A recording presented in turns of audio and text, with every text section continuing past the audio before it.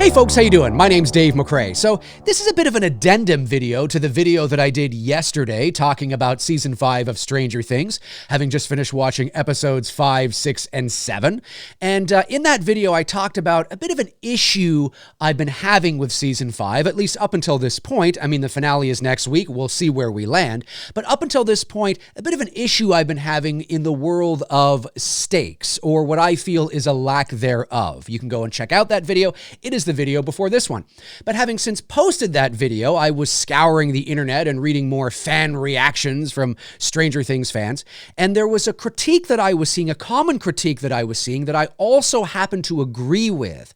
But a lot of fans are reducing it down to something that I don't quite think is the reason that this is happening. So I thought, you know what, I'm going to jump on, do another video on this, and give some perspective that might help to clear up what I actually think is likely happening in this area. And of course, what am I talking about? I'm talking about in the area of performances, in the area of acting. Now, not with every performance, not with every actor. Of course not. There's been some wonderful performances in this season. But having said that, some of the critiques I've been seeing with the characters of Will and Hopper and Eleven and Mike, specifically between Mike and Eleven together, their dynamic, I happen to agree with 100% because I could feel it too. I felt it too. Now, a lot of fans are reducing it down to something like, they don't care anymore. They're just phoning it in. They don't give a shit. It's been 10 years. They don't care. Look, I mean, that's always a possibility. But that the probability of that is very unlikely. I think what is actually happening here is that Stranger Things, like I said in my previous video, is no longer just a television show, it's a brand. And what's happened here is between the first season and this season, Stranger Things has grown so big, probably too big, that it leaves very little room now for the nuances of those dynamics and relationships. Not altogether, I don't mean it's void of that, but the mechanics of the show now and the plot are so heavy. It's such a heavy plot-driven series now that it leaves very little room for the moments that I think fans are yearning for. Not all together, and we'll see what happens in the finale, right? There's still another episode to go. But I think that's what you're picking up on here. Because, when you have a series now that is so heavy in plot, like Stranger Things is now, you spend a lot of the episodes and a lot of time within those episodes with a lot of scenes that solely exist to move the mechanics of the plot around and ideas around and not necessarily focus in on the characters themselves and the relationships between those characters. Again, not altogether, we'd still do have that, but that's one of the things that you lose or becomes less so when the plot becomes so heavy and so involved and so many turning wheels and this going here and that going here and upside down and inside out and this here and that here and funnels and there's there's so much going on now that we're losing the charm of what made Stranger Things Stranger Things. And now I'm not saying that the show should not have progressed and things should not have gotten bigger and deeper and more involved. I'm not saying that.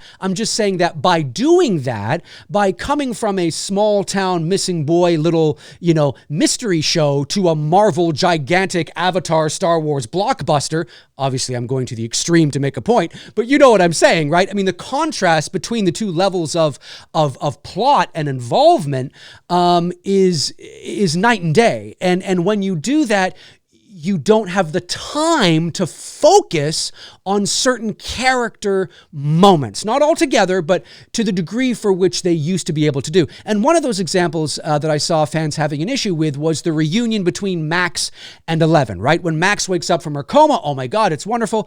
And they decided to give that moment, to give that emotional moment and weight to the characters of Lucas and Max. That's what they decided to do. It was the right thing to do. I would have done the same thing. And that was, nobody has an issue with that, right? The performances were great. Oh my God, oh my God. It was amazing. It was awesome, right? And they let it breathe. It wasn't 10 seconds, it wasn't 20 seconds. They let that scene breathe, right? But some fans were also looking or hoping for something similar, maybe not identical, but something similar between the reunion of Max and Eleven. So when Eleven comes around the corner and sees Max, she goes, "Oh my God, you're alive, you're alive." And there's a little bit of a hug and like a tap on the shoulder, and that's kind of it. And fans are like, "I don't understand. Like, why is she behaving that way? What's wrong with Millie Bobby Brown?" Well, it's not Millie Bobby Brown so much as it's the writing, because there's no more time to give that same level of weight to those two characters now. There just isn't the time. The plot and the story is so big and so involved, and there's so many things going on. We had to make an executive decision. Do we give it to Lucas and Max? Well, of course you do, because he's sitting there at her bedside for 2 years. That's who you give it to. And we decide to give the sort of lesser reunion to Eleven and Max. If the world wasn't so big and they had more time to kind of flesh that out a bit, you probably would have gotten, not necessarily the same level of weight, but certainly maybe something that would have satisfied you as fans. But there just isn't the time to do that anymore. And when there isn't the time to do that, those character moments that you're looking for tend to come in the way of stopping what we're doing, going over here, giving a moment, and then going back to what we're doing. And we saw that with the character of Will and his coming out moment, right?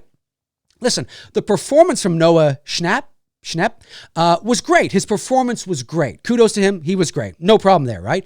But what a lot of fans are having issues with what I'm seeing is the mechanics of it, right? The timing of it. Like, really? He sits people down. There's like an apocalyptic event happening and we're going to take the moment now to do it? Well, yeah, because there wasn't the time to do it before. Now, could they have written the time? Yes, of course, they could have done that. But with everything going on and so many turning wheels, that's what ends up happening when your plot becomes so heavy and so deep, with so many scenes spent on just explaining the mechanics of what's going on. You don't leave room for that time for Noah, for Will to have a moment that feels more organic, rather than let's stop the movie for a second or stop the show for a second and get this out of the way and then go back. You know what I'm saying? And it does feel a little bit like that. I agree. But that's in large part of just the scope of the entire series now and how it is. And so I get it. Like, I understand it. Now, with the characters of Mike and Eleven, what I find a little strange, and this isn't necessarily like there isn't enough time issue, but what I do find strange is that neither of them have kissed. Now, I don't mean like a 50 Shades of Mike kind of thing where, they get together and they're like, "Mah." I don't mean that, but they haven't kissed at all. Now, there's still one more episode to go. So maybe they're saving it for that episode, right? You know what I mean? I'll come back in the new year and we'll talk about everything, we'll see how it went. But as of right now, I do find it a little strange that they haven't kissed. And again, I don't mean like a makeout. I just mean, on the lips, that kind of thing, right? Just something that helps to signify and solidify for the audience that these characters are in love. These characters are in a relationship together. Because right now, there's a lot of hugs, and when they're in the back of the truck and he's looking down at her and he puts his hand on her shoulder and she goes like, "Well, that's fine, but friends can do that too," right? In those emotional, intense, "oh my God, are we going to die" moments. So there's nothing about their dynamic that feels romantic to me. I mean, there's the conversation that they had on the roof. That's always good, right? That's always good.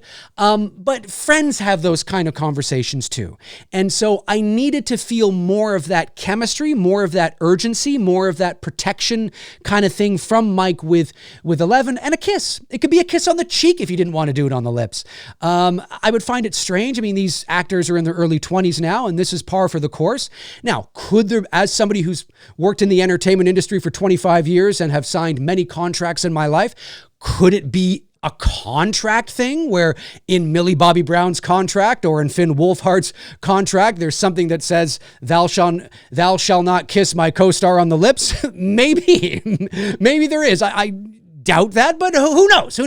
But I do find it like, if I was the writer and the director, when they are first reunited in volume 1, before they head to the roof and have their conversation, they hug, and that's great, but I would have wanted to see a kiss. This is the first time you're seeing each other, right? In a while. She's back from the upside down, and so I want to see a kiss. I want to just a kiss on the lips, a kiss on the cheek, something to, you know what I mean? Like, babe, well, not babe, but you know what I'm saying, right? None of that. And so we know consciously they're together because of past seasons, but if you were an audience member coming in on this season not knowing they were together, you might just think that Mike has a crush on her, or that maybe it's his sister and he's overprotective of her. I don't know. There's nothing that feels romantic there. I want to see more of the emotional love between them. And so it does feel a little cold. And that's not something that is the world is too big kind of thing. I mean, there's certainly enough time to give a peck on the cheek at the very least, right? Now, again, there's one more show to go. There's one more episode to go, I should say. There's one more episode to go. So we'll see. Maybe that kiss is coming. But as of right now, it feels a little restrained. And all I have to go on is right now.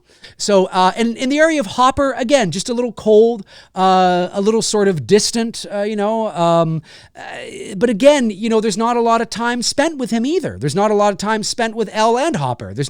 Because of how involved and deep the plot is. There's so much time that has to be spent on explaining what's going on, and in terms of the world and everything, that it just leaves very little room for any sort of the same level of charm and character-driven dynamic. Again, it's not void of it altogether, but I think that Stranger Things became really known for, and that charm and that sort of simplicity and that real great performances and things like that. It's not that the actors are phoning it in; it's that there just isn't the breathing room to allow for the actors to have those moments.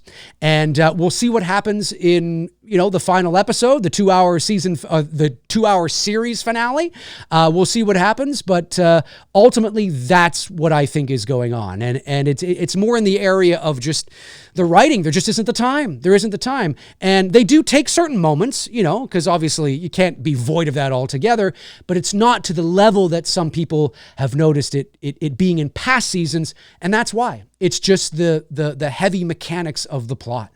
And look, we'll see where I land at the end of the final episode here, but season 1 has always been my favorite, because season 1 to me is the epitome of what Stranger Things was always supposed to be about.